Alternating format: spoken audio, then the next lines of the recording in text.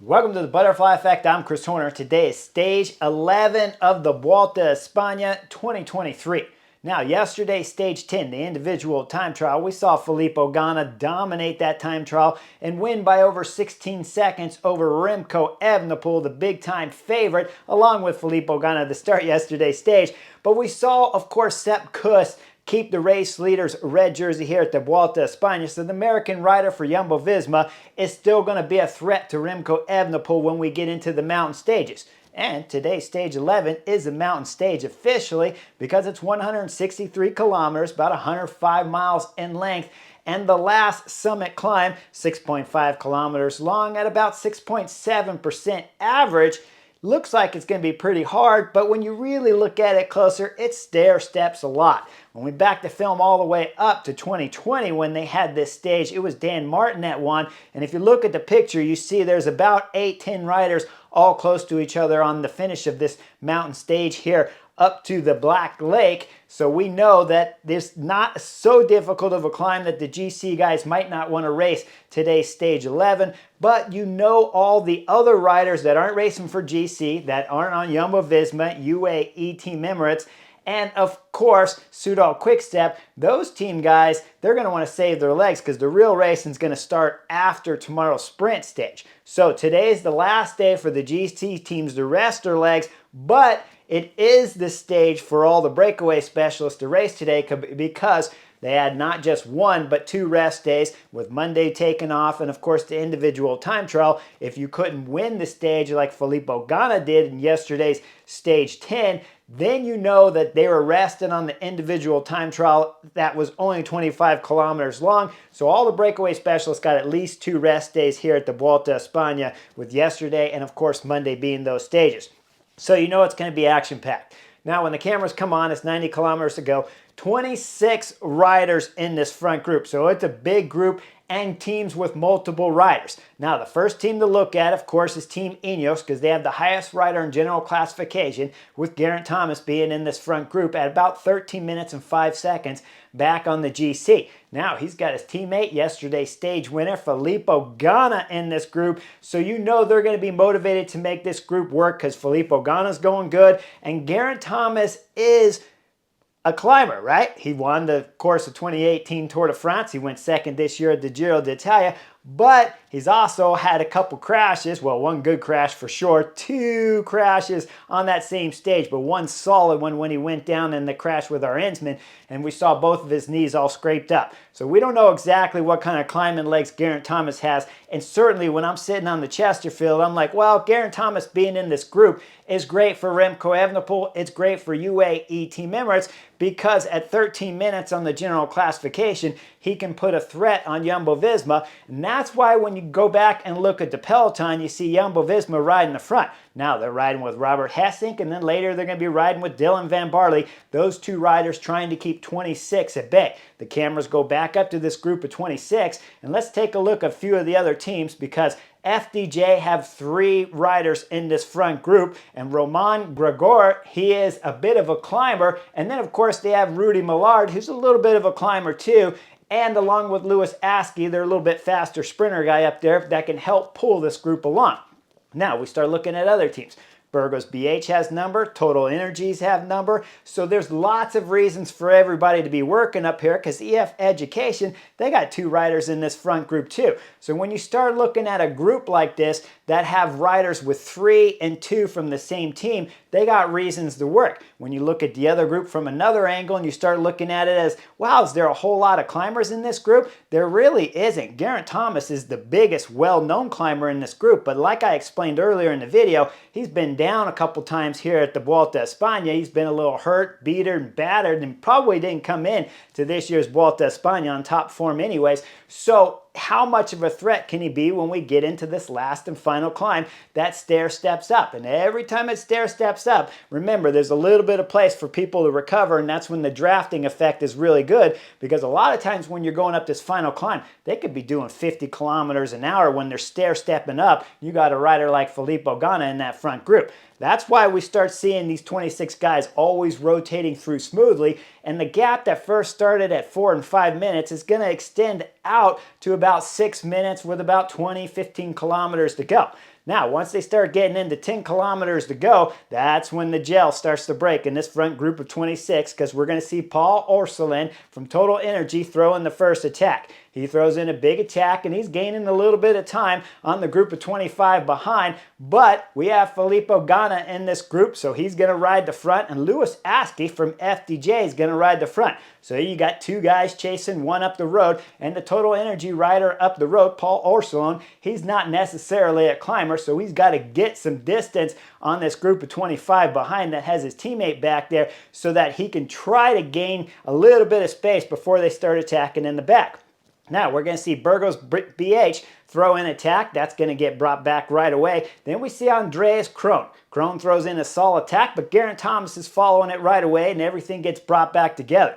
They start going into 6.3 kilometers to go as the road turns left and the climb starts proper here. It's been going up for about 5-6 kilometers already, but now the climb's starting proper and it's going up, and Paul Orsolin from Total Energy, his gap's at 23 seconds. Once the gap gets up to 30 seconds, it's time for Filippo Ganna to go to work, because he is power here in the front, and he's got Garrett Thomas sitting back there in this group that he wants to try to help win today's stage. So he's got to bring everything back. With Filippo Ganna on the front, we start seeing this group that was about 22 riders, still with Filippo Ganna on the front, start blowing up riders in the back. Filippo Ganna starting to set a massive tempo up here. We're starting to see guys coming out all over the place like Luis Leon Sanchez, and then followed up by other riders from EF Education, as riders are just getting dropped out the back left and right. And Filippo Ganna's going to wrap up Paul Orsolin with about 5 kilometers to go. He's going to stay on the gas, going full hard here for Garrett Thomas. He's getting it down to about 3.5 kilometers to go, and he's got the group down to 9 riders. Garrett Thomas is sitting in 3rd position. Andreas Krohn is sitting 2nd. And Rudy Millard, along with Roman Gregor, is in there. Jonathan Casado from EF Education's there. Nicolas Perdon from AG2R's locked in. Jesus Harada from Cofidis. He's won stages here at the Vuelta España in the past. And Peleo Sanchez from Burgos BH will round out the 9 guys in the front, with Ganna drilling at 100%. Now we get into 1.5 kilometers to go. Casado from EF Education throws in a huge acceleration. It's time for Garrett Thomas to have to go to work. Garrett Thomas gets stuck on the front. The group is getting smaller as we start seeing more riders coming out the back, and Filippo Ganna was one of them. So Garrett Thomas is on his own here with just under 1.5 kilometers to go.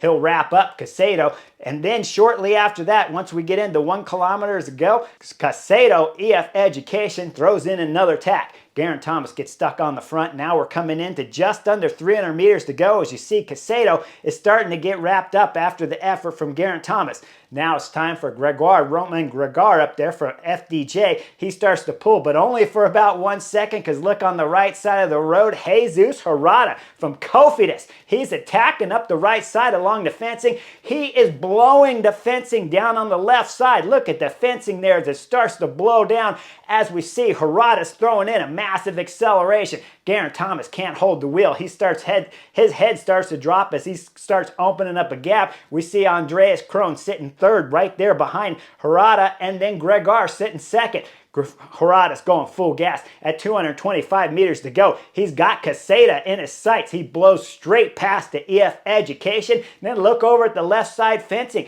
The fans are getting blown down with the fencing. Harada's going so fast as he blows past Casada. Look at the fan. Look up the hill in disbelief. Harada's going so fast. Now Harada's got a gap at 75 meters to go. 50, he knows he's going to win today's stage 11 of the Vuelta España. He's going to do a pounding to the fist, do one more look back, then he's going to go across the finish line to win today's stage 11 of the Vuelta España. Second on the stage is going to be FDJ's Roman Gregor there, and then 3rd, Andreas Krohn will round out the podium. 4th on the spot, Casado, I'm going to mention him because he threw in 2 massive attacks, and Garrett Thomas, because he's a threat on the general classification, gaining about 5 minutes on today's stage here. He'll round out for top 5 here on the stage, but let's look at the camera from behind and looking up the hill here as we see Harada, once he started his acceleration and blew everybody apart, as he's coming up to the finish line, look at his soigneur, possibly his father. He mentioned he was hoping it wasn't his father that was getting tackled by the policeman there. Either way, the man sitting behind the finish line there is excited and in disbelief watching Harada from Cofidis win today's stage, and the policeman tackles him rugby style and throws him off to the left side. Good thing the man got back up, because when Harada crossed the finish line, he was completely exhausted, fell into the arms of his soigneur or his dad. Looked like it might have been his dad, because it's a pretty romantic moment right there from between the soigneur and his dad and Harada himself. As they're laying on the ground, Harada's about passed out there from exhaustion of winning today's stage 11 of the Vuelta a España in fantastic, magnificent style, I gotta admit, from Cofidis. He was calm the whole time, let Filippo Ganna, who he knew was going to control today's race, at times had it going over 50 kilometers an hour when the road would stair-step down just a little bit. Filippo Ganna was going full gas, and then he used up Garrett Horner all the way up to 300 meters to go when he blew the fencing off. Now, let me show you a little bit of tactics of what was happening back with the GC guys. Because the whole time when they started this climb, they were going curb to curb. Jumbo-Visma were over on the left. Quick Step was just on the right side of Jumbo-Visma. You had Bora Hansgrohe up there. UAE Team Emirates were represented. So all the main GC guys decided to take today's race easy until about 1.5 kilometers to go, when it was Kian Utebrooks from Bora Hansgrohe that threw an attack. Shortly after that, with about 900 meters to go, we see it was Hugh Carthy from EF Education who threw an attack, and Wilco Kelderman covered it quickly. Now, with those three riders up the road, took all the way to about 175, 200 meters to go before it was time for Remco Evenepoel to drill it. He drilled it hard. We see Sepp Kuss in the race leader's red jersey follow the Belgian rider directly. And of course, Primoz Roglic is locked on to Sepp Kuss's wheel just back there in fine style there for Jumbo-Visma, covering Remco Evenepoel. Remco Evenepoel will wrap up Kian Utebrooks and Hugh Carthy before the line, along with Wilco Kelderman, to have the whole peloton finish on the same time, but lose, like I said, about 5 minutes to Geraint Thomas from Ineos up the road to finish 5th on today's stage. Now, nothing else changed in terms of the race leader's red jersey. Like I said, Sepp Kuss was solid on today's stage 11. Jumbo-Visma rode 2 riders and got away with riding just Robert Hessing and, of course, Dylan van Barley throughout the stage, and going up the last climbs curb to curb in easy pace. So Sepp Kuss says he's looking forward to trying to defend the race leader's red jersey. Remco Evenepoel said in his interview he told his guys to stay calm when they looked like they started getting a little nervous to the finish.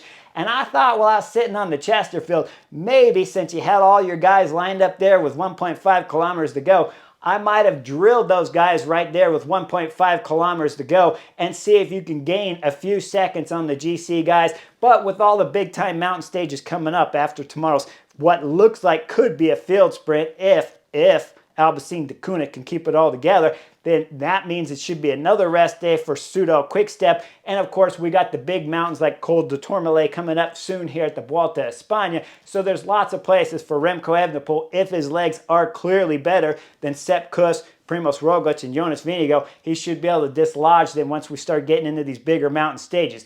I didn't say he would dislodge them. I just said that he believes, with his form and stuff, that if it can happen in these bigger mountain stages. And I gotta agree with that. But maybe there's a little opportunity, because Pseudo Quickstep had so many guys on the front of the field coming up this last climb, that with 1.5 kilometers to go might have been a good effort right there to put your guys on the front and drill it 100% instead of Remco himself attacking hard at 175 meters to go without any of his teammates first drilling it into that point. If you're going to go hard at 175, why not put your guys on at 1.5 kilometers to go and see what you can do? Either way, no big deal. But we're going to have to wait for the bigger mountains, the stages to come, because tomorrow is a flat sprint stage. One last thing before I get in the sprint stage, though, that I forgot. With the win from Harada, he also took the KOM jersey here at the Vuelta a España after stage 11. So congratulations to Harada, who you're up on the podium. You get to enjoy the stage victory and the race leader's KOM jersey after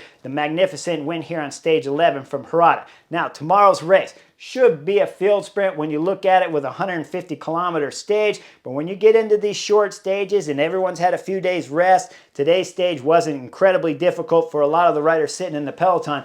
Could be interesting to see if Albacete de Koenig can keep everything together and bring it into a field sprint. Because if I take you back to that last field sprinting stage, that Jeffrey Soup with that big old beard on his face won that stage magnificently. And when you're talking about sprinter stages, remember, there's not a whole lot of sprinter teams here, and that's why Jeffrey Soup was able to win that last sprint stage here at the Vuelta a España, because when you really dissect that stage coming out of that last turn with 300 meters to go, Gonzalez from Caja Royale held up Plankert, who was the lead-out man for Caden Groves from Albacete de Koenig, and then the Albacete de Koenig lead-out man, Plankert, moved right, which held up Caden for a second, and then, of course, Gonzalez, who's the lead-out man for Alar, who actually went second on that stage, moved back left, held up Alar a split second, and then Jeffrey Soup ended up winning the stage. And if I dissect that last corner one more time, UAE team members Rui Oliveira, who went into that corner and then held up the sprinter Caden Groves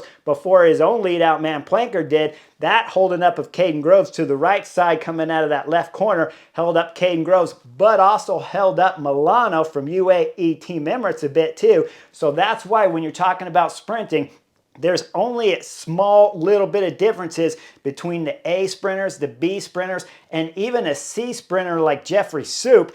If he gets a little bit of luck like he got on the last sprinter stage with all the domestiques leading out in that corner holding up their own sprinters, that allowed Jeffrey Soup to get his big Grand Tour victory stage win at the Vuelta a España. And when you go into tomorrow's stage, if there's a little bit of crosswinds, if there's a lot of aggressive breakaway attempts early in the stage, maybe Albacete de Koenig can't bring it back, because if you get a 10-man break going early in tomorrow's stage, I don't think Albacete de Koenig can bring back that stage unless you get some more sprinter teams involved. And there's not a whole lot of other sprinter teams, because when you're looking at UAE team members with Milano, remember, they're racing with 3 guys in the top 10 of the general classification, and Soler's sitting second on the GC right now. So you know UAE team members can't throw in a bunch of help in tomorrow's stage 12 of the Vuelta a España. So Albacete de Koenigs have to be perfect all the way from the start of the stage all the way into the last